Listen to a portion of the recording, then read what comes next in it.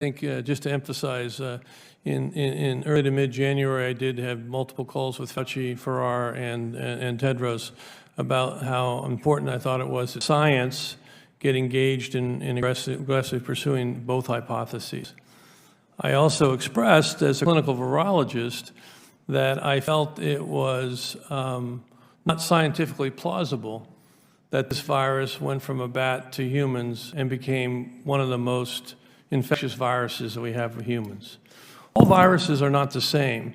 So when you look at coronaviruses, for SARS and MERS, for example, when they entered the human species, which they did via an intermediate, they never learned how to go human to human. Even to this day, they don't know how to go human to human. So you can't equate Ebola with a coronavirus. Now, why do you think you were excluded from those calls?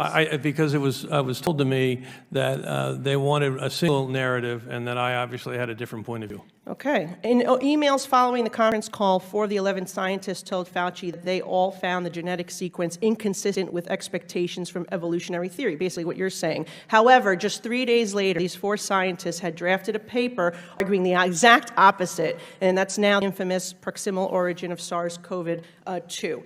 Our investigations show that this paper was prompted by Dr. Fauci, among others, with a goal to disprove the lab leak theory. What is the likelihood that these scientists came across additional information just 3 days after making these statements to conclude with such certainty that COVID-19 came from nature instead of the lab leak that they thought it was 3 days earlier? Yeah, I think it's unfortunate. Again, I've said this before, that this whole approach that was taken on February 1st and subsequently in the month of February, if you really want to be truthful, it's antithetical to science.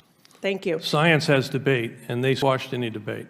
Thank you. Given what we know now and looking at all the conversations in February of 2020 and before the release of the paper, do you think that Dr. Fauci used this paper to hide the gain-of-function research created this virus? I can't talk about Fauci's motivation. Do you think that the paper does hide the truth? I think it's an inaccurate paper that basically was part of a narrative that they were creating. Remember, this pandemic did not start in January at the seafood market. We now know there was infections all the way back in September.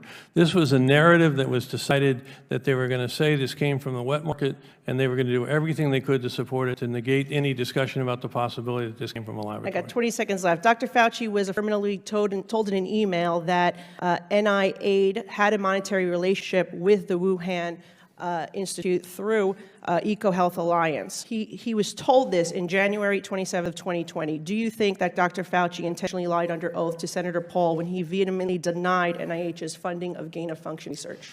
I think there's no doubt that NIH was funding gain-of-function research. Is it likely that American tax dollars funded the gain-of-function research that created this virus?